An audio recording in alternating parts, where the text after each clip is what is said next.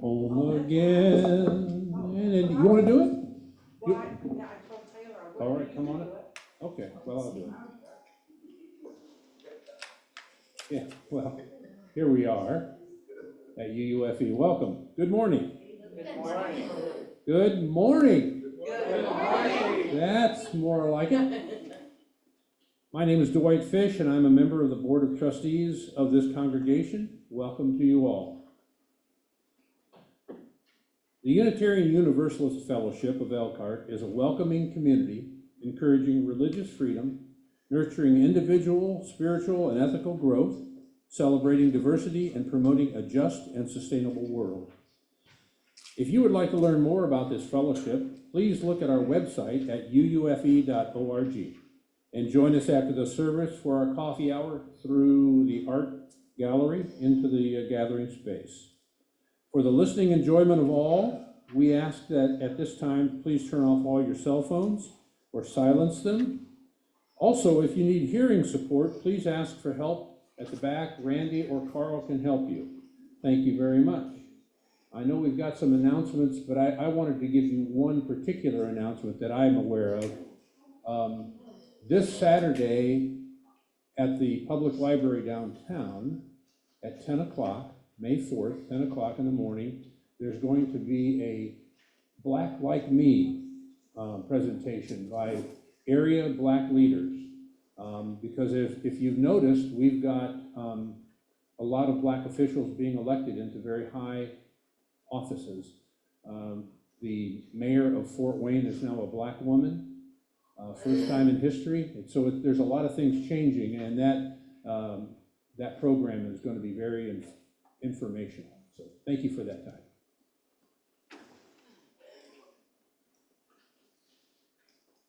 I have a quick announcement. We didn't do gathering music, and it's kind of neat to have everybody gathered. And now we're going to play Carl's rendition of, or is it, you wrote it too, didn't you, Carl? Oh, Carl didn't write it, but he's going to sing it. Hard times come again no more.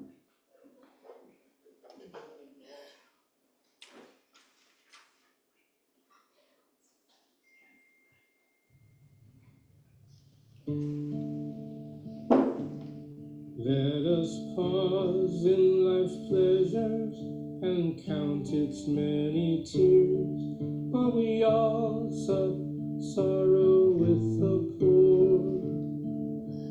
There's a song that will linger forever in our ears.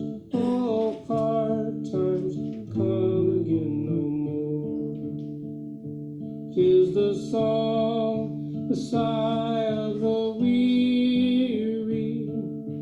Hard times come again no more.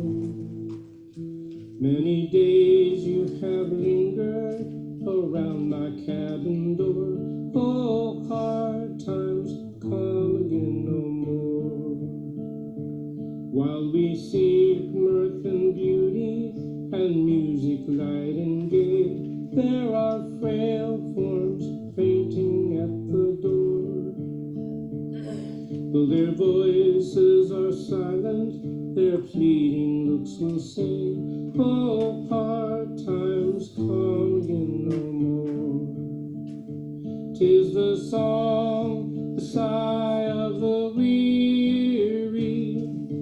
Hard times come again no more. Many days you have lingered around my cabin door. Oh, hard times come again no more. Oh, hard times come again no more.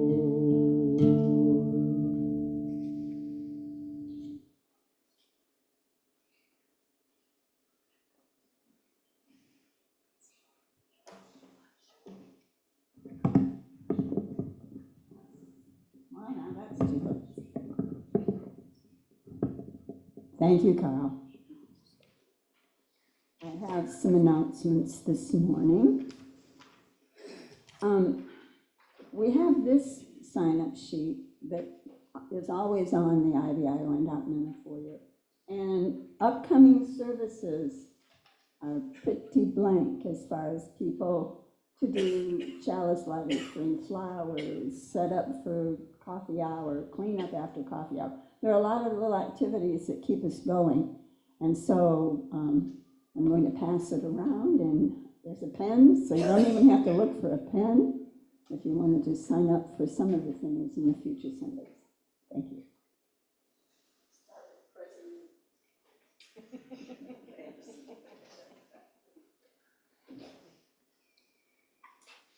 So there's a couple of sad announcements, but a memorial service for Kenley Inglefield will be held on Saturday, June 1st at 1 p.m.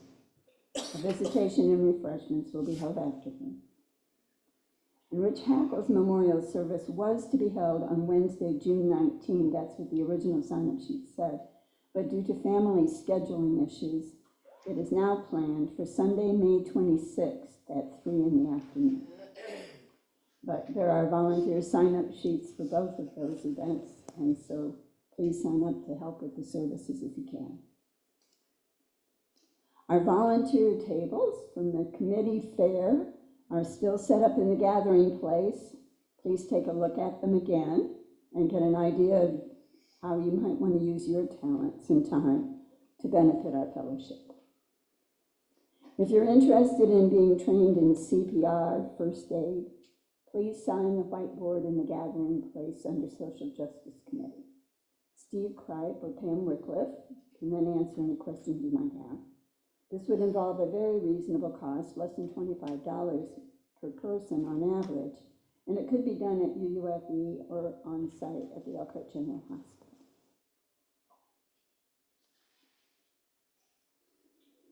We ring the gong 3 times. Once for those who came before us and made a place for us.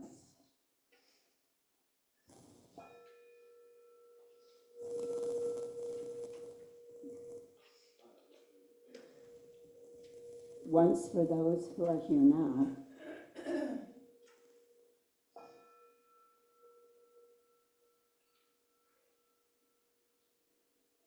And once for those who will come after us and build on the dream.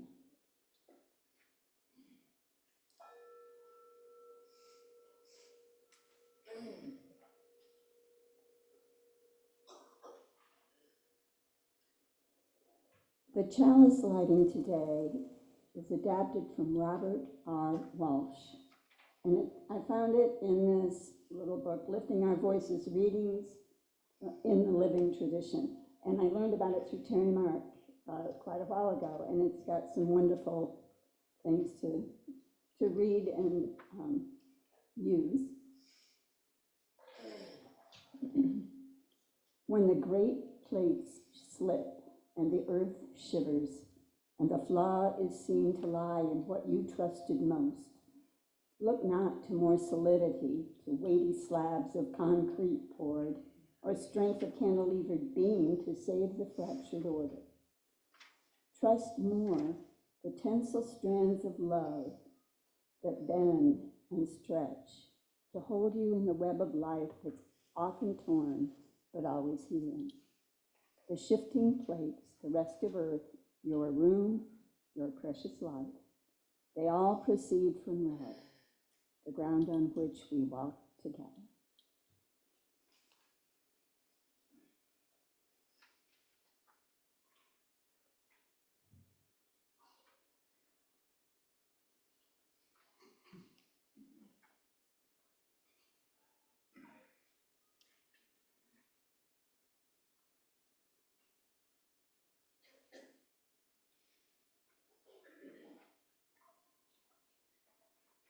And now, Reverend Hunt has, join me in reciting our unison covenant.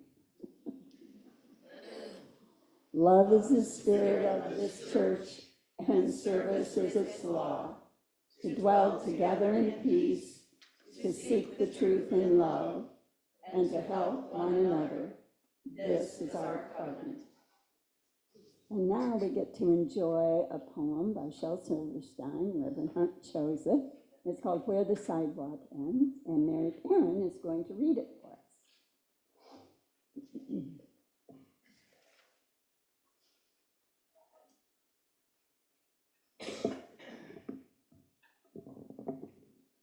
going to stand back a little bit because it sounds like there's a lot of reverberation when I'm sitting back there. Can you all hear me?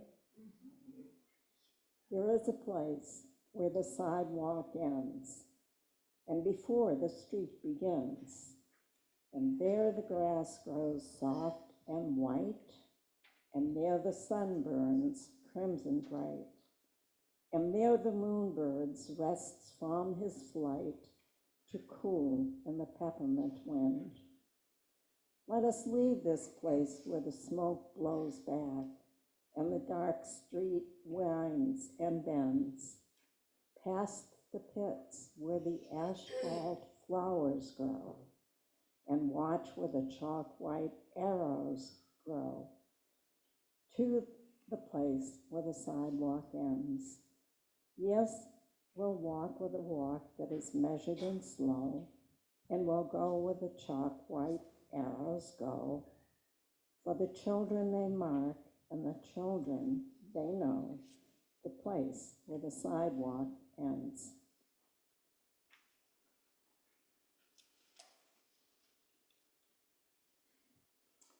And now the children may be excused to attend religious education, and Carl will bring us his morning music.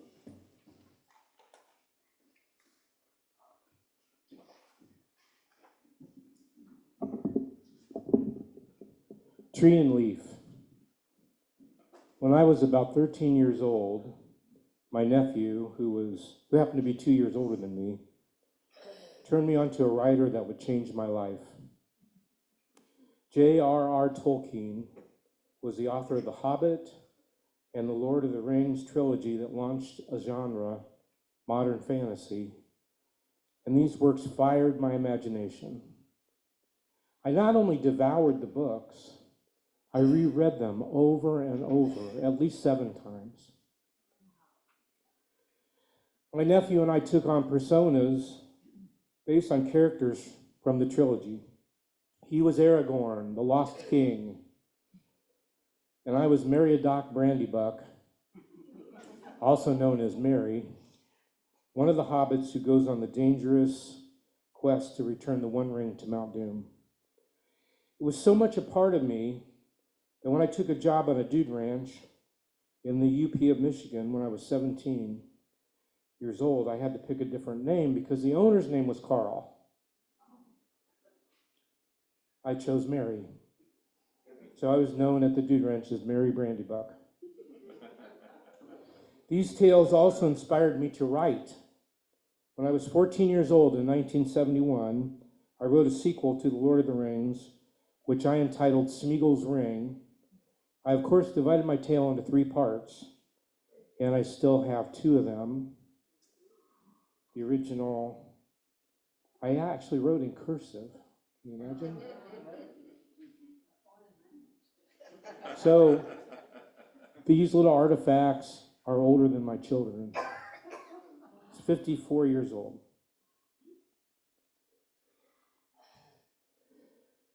I not only loved the books that Tolkien wrote, I also sought out books that were about him.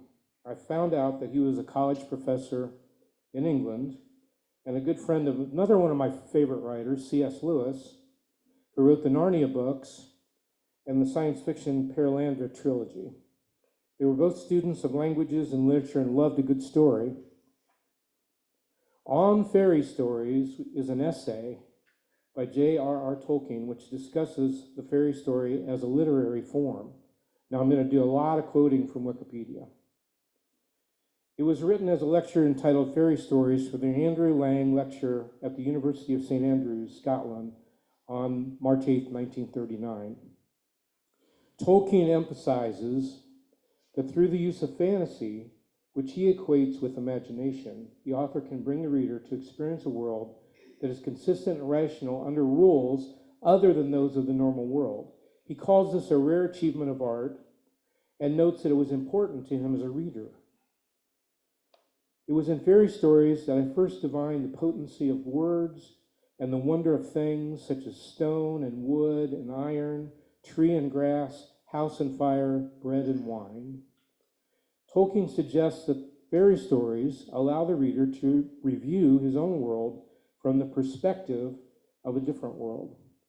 Tolkien calls this recovery, in the sense that one's unquestioned assumptions might be recovered and changed by an outside perspective.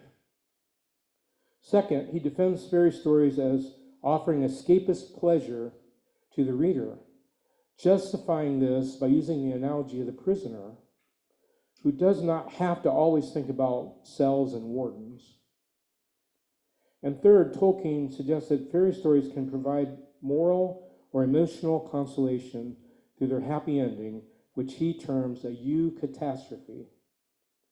In conclusion, and as expanded upon in an epilogue, Tolkien asserts that a truly good and representative fairy story is marked by joy. Far more powerful and poignant is the effect of joy in a serious tale of fairy.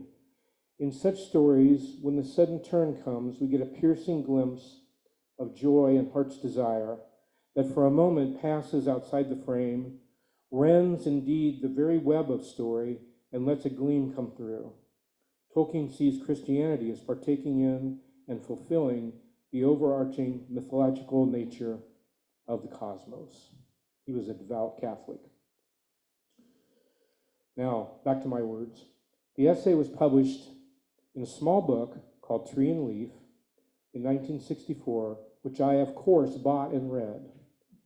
In addition to the essay was a short story called Leaf by Niggle, which tells the story of a painter, as he calls himself, who has to take a long journey, but he keeps putting off preparations. Again, I was inspired to write. So in 1999, I wrote a musical play based on the story. I released an album of songs in 2014 called Man Named Niggle, but could never figure out what to do with the play because of various issues. I could never figure out how to stage it until now. Next week, Janelle, Oksana, Pam, and I will present the world premiere of the musical Leaf by Niggle. I hope Professor Tolkien would enjoy and improve. I think he would.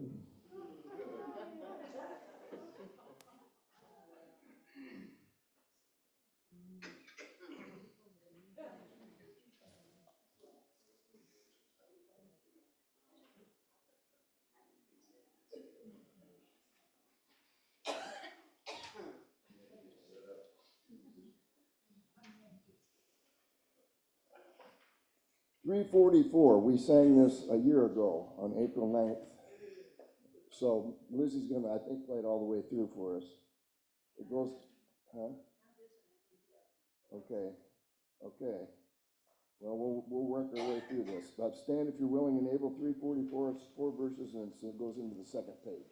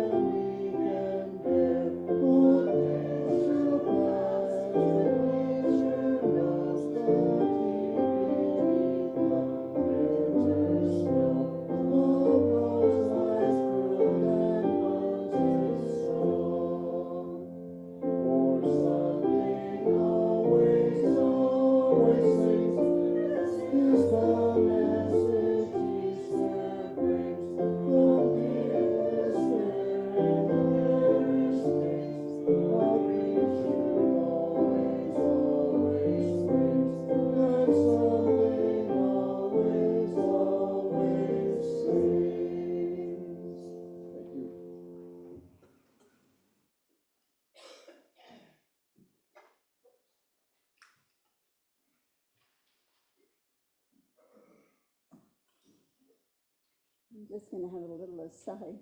Our hymns don't usually take too long when Lizzie plays them. We can get through them pretty quickly. And now's the time that we're going to collect our offering, and today's cash donations will be shared with the Elkhart County Women's YWCA Women's Safe Haven.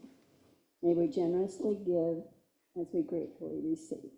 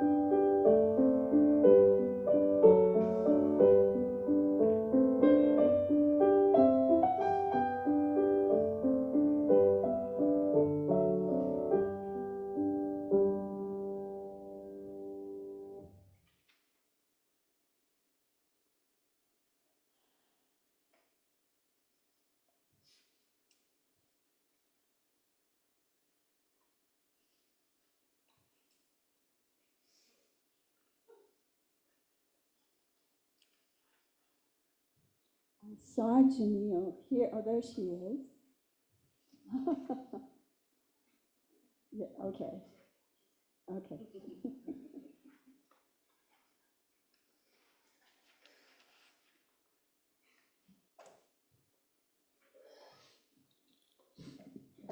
My apologies. And I want to take this moment to just say something about Carl's nickname. It's spelled M-E-R-R-Y, like in Merry Christmas. Someone who is happy, perhaps. This is the fourth Sunday of the month and the time where we recognize essentially joys and sorrows of the greater community. Last week was personal, today is global.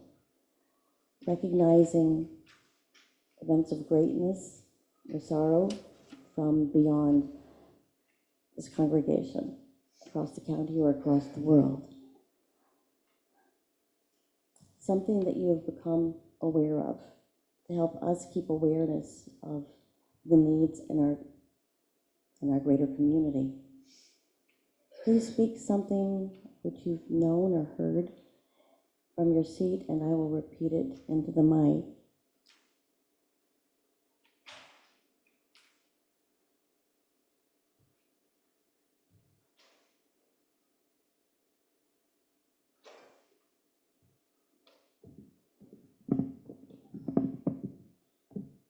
Please be brief, and we will follow up with questions we may have of you after the service.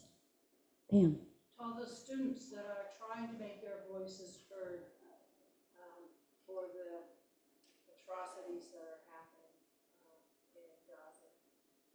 The students that are making their voices heard, putting in that effort and personal sacrifice regarding the atrocities in the Middle East. My concern is that is being very unfairly reported by all media. We don't really know. They're not talking to the students. It's very concerning. And some concern about the way it's being reported on, not being fair and real. I have a world joy. Mm-hmm. We were able to experience here in Indiana, especially in certain parts of it, a total solar eclipse. And in the reporting that I saw on it in various places, it seemed to be Mother Nature bringing people together in awe of one of her phenomena. I won't be able to say it that poetically, but Mother Nature bringing us all together in that moment of awe. no matter who you were. We were there together, that total eclipse. I learned about the youngest, the report said impaired, I'm going to say differently abled person to finish the London Marathon. A young man, 19, with Down syndrome, has set the record for that accomplishment. Part of your crane finally got approved. I'm sorry? Part of your crane that finally got Yes. approved. Yes, passed both houses bipartisanly.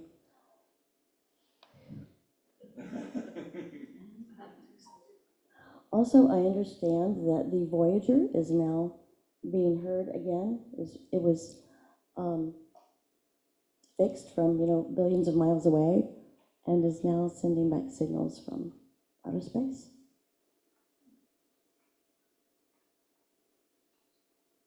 What is it saying?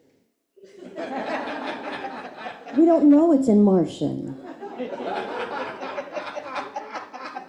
We've got some people working on the decoding.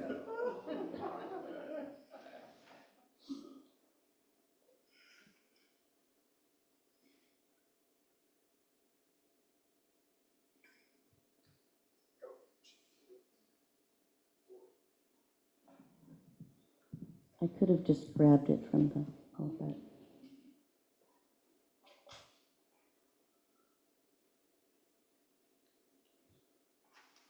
May warmth and joy come to all those who need and bring it. May we grow ever conscious of beautiful music and the needs of our global community. And may we be ever grateful for all that we have been given and all that we share.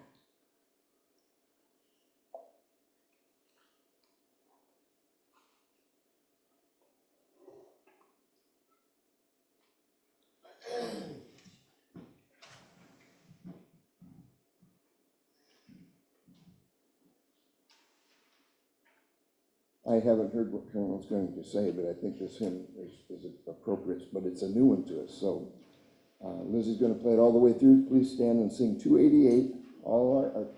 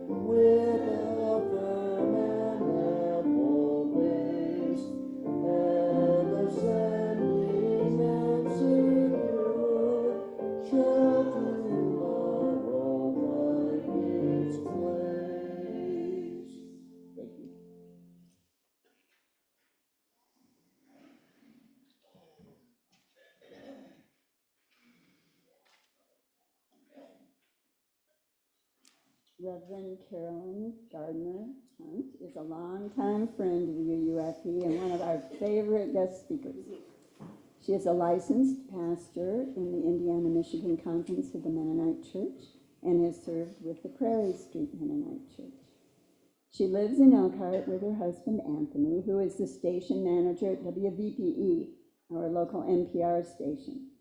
Coincidentally, according to his bio, They met at a public radio station in Kansas where Carolyn already worked. Carolyn and Anthony have 4 sons. This morning, we're very happy to welcome Reverend Hunt back to our pulpit as she shares a message about concrete evidence.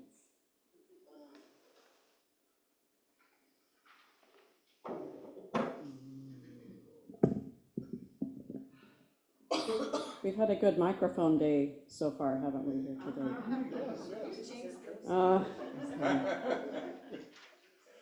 Our family's home on East Jackson Boulevard, the cheap side, was built in 1920. When we purchased the house in 2006, there were several changes we made right away. The pink shag carpet covering the main floor was unceremoniously ripped out. The bare light bulb wired into the ceiling of the shower met a similar fate. The asbestos sheeting wrapped around basement pipes was properly abated by professionals. But one thing we could never get around to was fixing or replacing the crumbling front steps and concrete path connecting us to the city sidewalk. I'm gonna wait, and I think I started before there we go, we're getting there. My apologies for, I sent the slides to the AV folks very late last night. That was a rude thing for me to do. So these are the before photos of our front sidewalk. I married into a family of fix-it people. My husband's parents painted their entire house several times and refinished furniture for fun. So when my in-laws came for their first long visit to Elkhart, they saw projects the way old cartoon characters saw dollar signs when they were pondering a new money-making scheme. Walls were painted, floors were scrubbed and sealed. Finally, these can-do folks set their sights on the front steps. My brother-in-law, who was then married to Anthony's sister, joined the Hunt patriarch in making things right. They scrubbed off loose paint and concrete, they applied special adhesives, and they filled in the cracks and the big divots. For stairs that were over 50 years old, they looked pretty good. But even my father-in-law was stumped when it came to the front walk. When we swept it, concrete crumbled under the broom. If we scraped out garden soil that collected in the cracks, same thing. Weeds and grass took root on a whim, and pulling them only removed more of the concrete surface. We began to prefer fall and winter where the sidewalk was concerned. At least then the fallen leaves, snow, and ice created a level walking surface. Whenever our family visited, my husband and I were sure to get an earful about the state of our driveway, lawn, and sidewalk. This is a good time to point out that values and standards change with the generations. The elder Hunts were fastidious about removing weeds and leaf litter. We younger Hunts thought the monoculture of grass lawns was a false idol. We were and are proud of the way our lawn and gardens support pollinating insects and wildlife, and we really don't care a whole lot about the concrete. Never the twain shall meet. Over the years, we listened to several installments of the live podcast, You Need to Take Better Care of Your Property, written and performed by Jack Hunt. It was very compelling.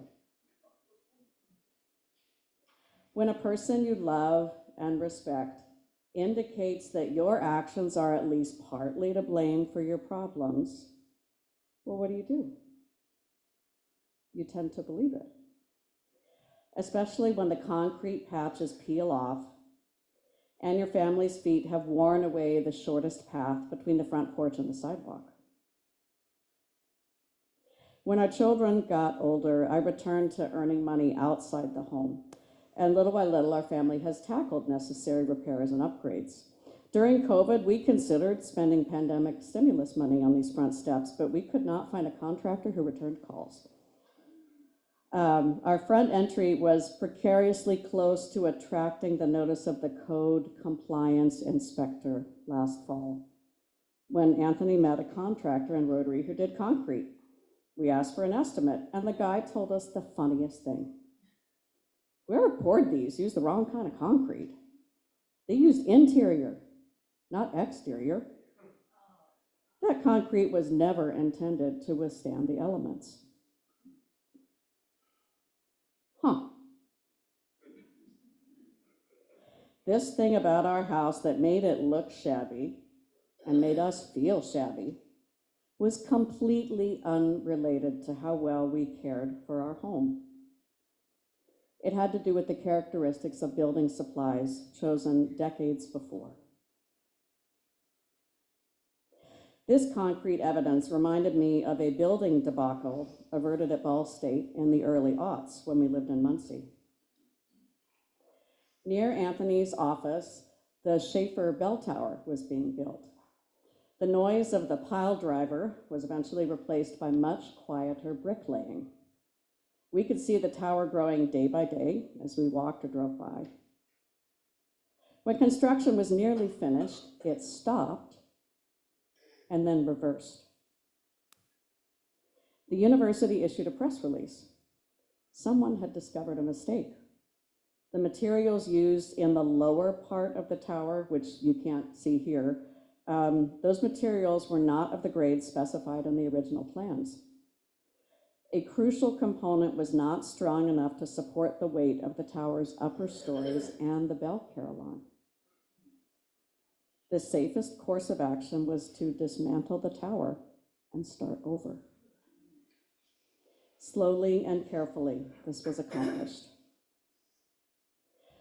The process at Ball State was similar to what happened to our front steps this spring. Deconstruction, restatement of the project's parameters, and then rebuilding. By parameters, I mean they dug out to show us really how wide the sidewalk really was, which was bigger than we thought. And they put in forms, right? They put in things to support the concrete they were going to pour. Those were the parameters. And then they rebuilt. So what other structures or experiences in our lives follow this pattern? The structure on my mind this week was law enforcement in the United States. Now, this is a way bigger topic than we could cover on a Sunday morning.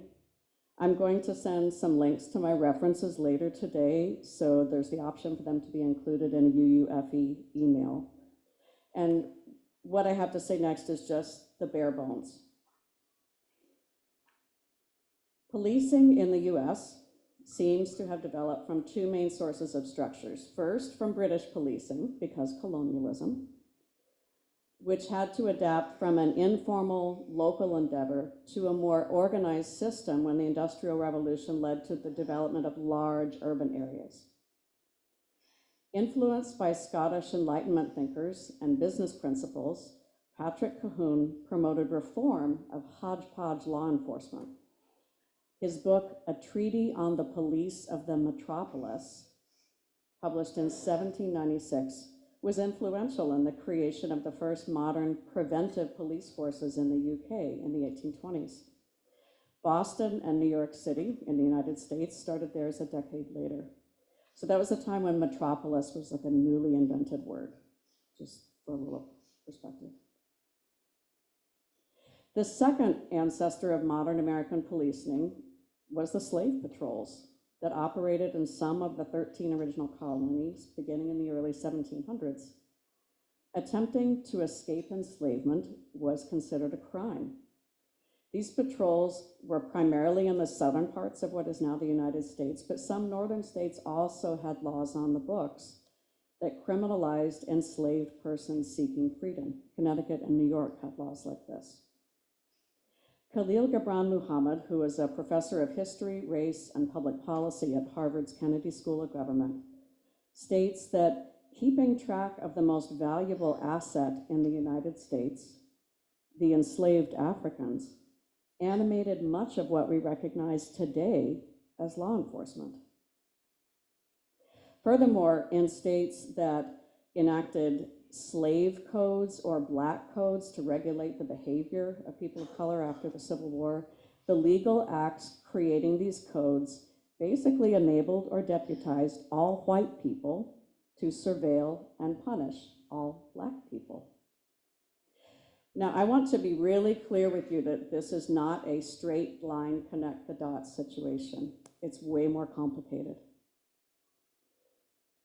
I'm looking at it from the perspective of what are the building blocks of US policing. I'm gonna wait just a minute so the slides can catch up with where we are.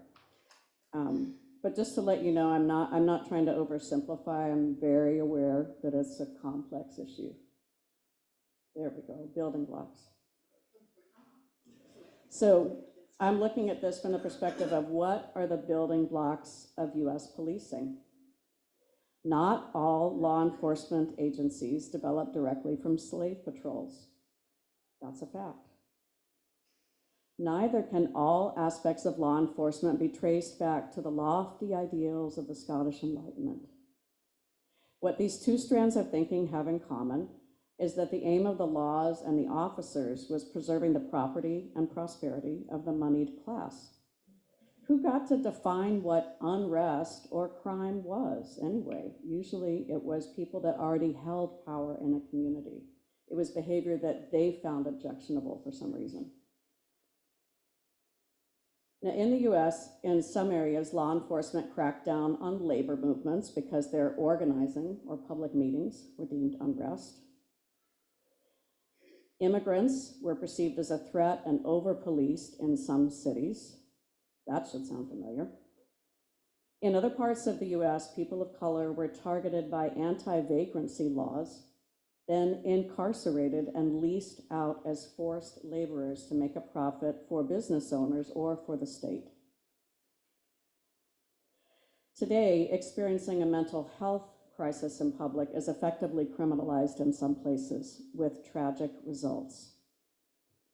You know, if somebody calls 911 because they see a guy acting strange and law enforcement officers respond and they feel threatened, we know that that doesn't end up well for the mentally ill person or the community.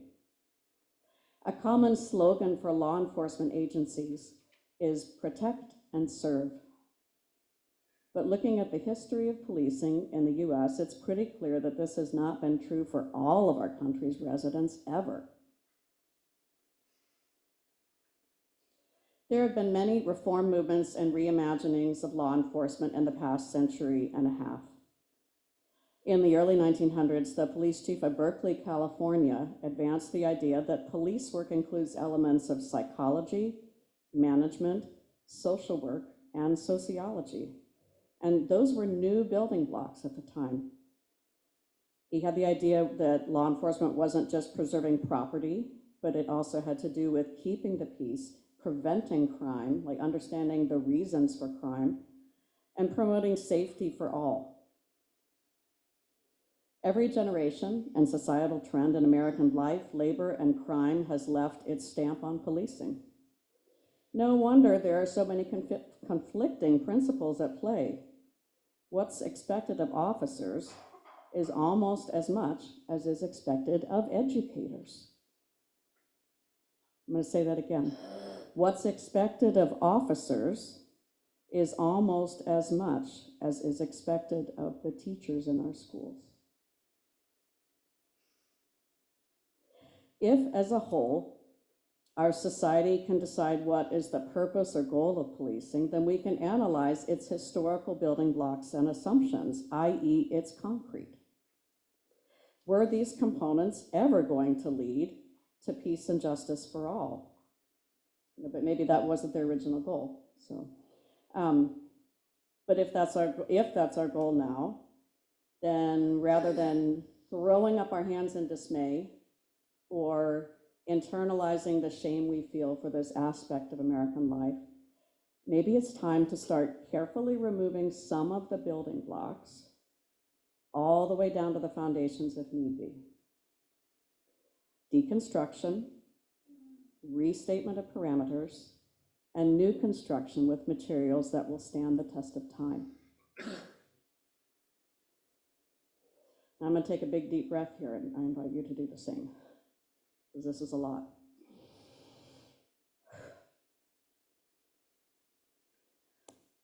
When we start to see things for what they really are, it's easy to get discouraged. So I want to offer you a bit of local good news and one concrete step you can take toward a more perfect union. First, to the good news. In Elkhart County, there is now cooperation between local law enforcement agencies and Oaklawn to provide a behavioral health crisis center, open 24/7, 365 days a year. One of its goals is to unburden first responders, law enforcement, and emergency department personnel from managing mental and behavioral health crises. Oaklawn states that they are working toward a system that includes someone to call, which could include 988 or 911, someone to go, a mobile crisis response team, and a place to go, the Crisis Stabilization Center at Oaklawn. That center opened last month. So this is already happening. Second, your suggested step. And this is gonna slide right in, okay, suggested step there. Those are my new steps. I heard an announcement earlier that people were invited to take CPR or first aid. Well, there's a course taught here in Elkhart County called Mental Health First Aid. The cost is modest and the time commitment is 1 day. The course helps people learn how to respond to an adult or a youth experiencing a mental health related concern. And maybe how to connect them to things like this crisis center or how to connect them to resources. The purpose of Mental Health First Aid is to build mental health literacy, helping the public identify, understand, and respond to signs of mental illness. I took this course a few years ago. It's not just for professionals or teachers or pastors, it's available to everybody. You could take it. There is one in Goshen next week. So you personally could take that class. Or maybe a couple of people from UUFE could. This decision adds to your personal knowledge and your fellowship's knowledge and brings peace to our community. Imagine what it will be like in our county when responding to those in a mental health crisis is no longer considered to be mostly the responsibility of law enforcement. We will all be safer.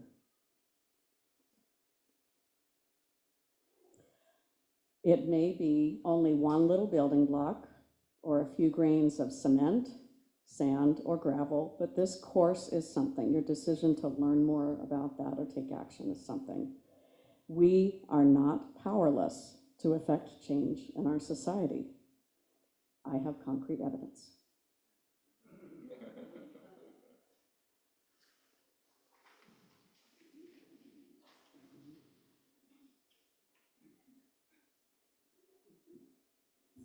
On now? Yes. So are there any questions or comments about what Carolyn has talked about? Mary, make sure you use the other mic. Yeah, the mic. That's Jackie, but yes. Sorry. I know who you're not. This mic? Yes. Okay, Oxana. I'll be Mary any day, but I want to spell it M-E-R-R-Y also. Who do you contact to sign up for that class? We can actually leave this up here. There's an email. It's going to be taught by someone at the health department. And if you want, we can go back to that slide after the service and leave it up for you guys to see. There's a phone number to call or an email. And this course is taught several times a year in this area, and it's also advertised in the newspaper. There was an announcement recently. There's going to be one offered at another location that's based on providing mental health first aid to youth. So, but if you get on the mailing list or you keep up with the health department, you can find out. Thank you. Mm-hmm.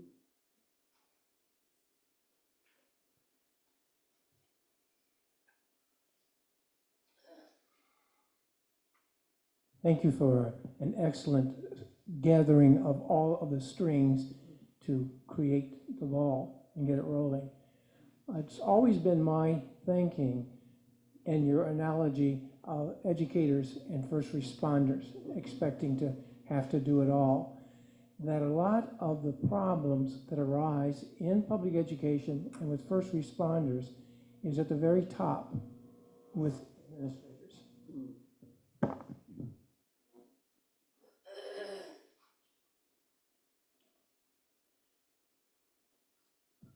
Thank you for this morning. I think I'd like to put a plug in for Oaklawn because they're also doing a whole lot of stuff in South Bend. We also have the same response kind of work with Oaklawn, as well as they are working like at Motels for Now for the unsheltered, and they're doing wraparound services for them. So they're really out in the community doing lots of good stuff. And I think that in St. Joe County, they've had this crisis response center. They've had one for a little while longer, and in Oaklawn realized Elkhart County needed one too. And so so the one here is kind of following to add to, like a whole network of services. Thank you for the presentation on the building blocks that formed our police services. For a long time, I've been very, very aware that, change takes place over a very slow time because of ingrained beliefs in a person, and that kind of explained that. I appreciated the history also. It was very interesting to realize the slave patrols had a lot to do with And in the links that you'll get in your email, so I relied on sources from the Washington Post, some interviews they did, and also some materials from PBS talking about, they have a series called The Origins of Everything, and they pick one kind of institution or structure for each episode and explore it. Wonderful.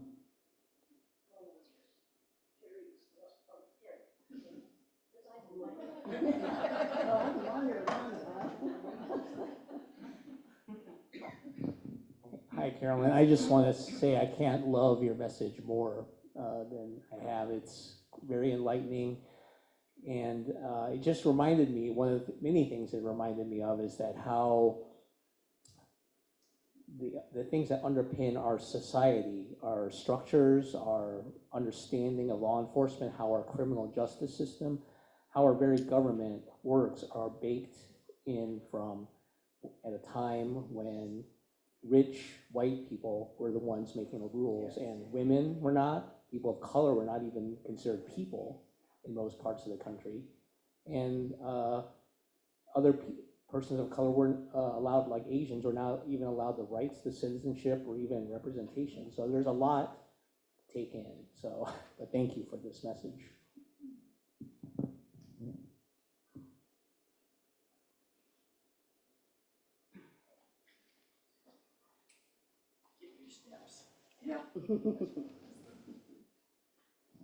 Speaking to the building blocks of the great nation that we live in,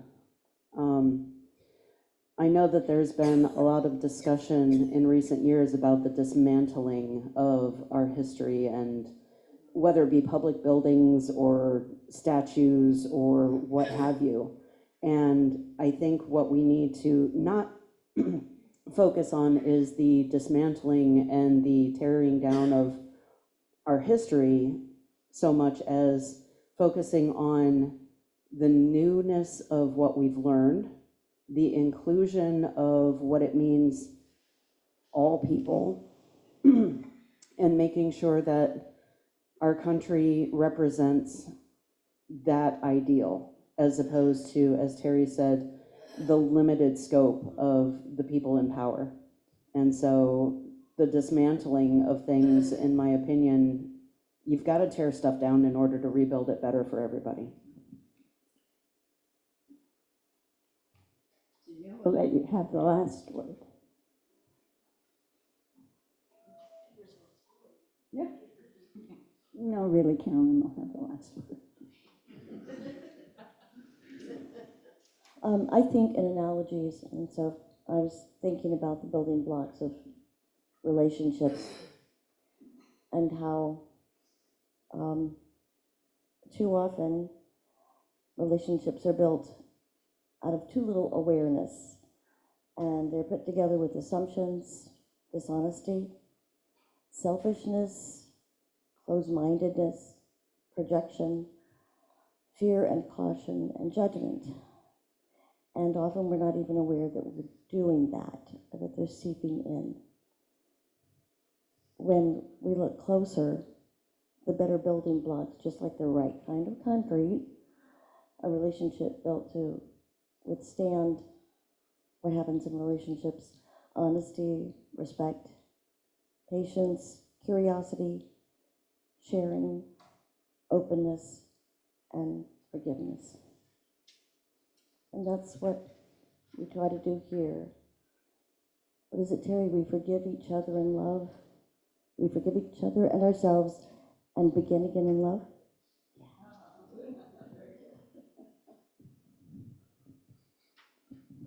Thank you.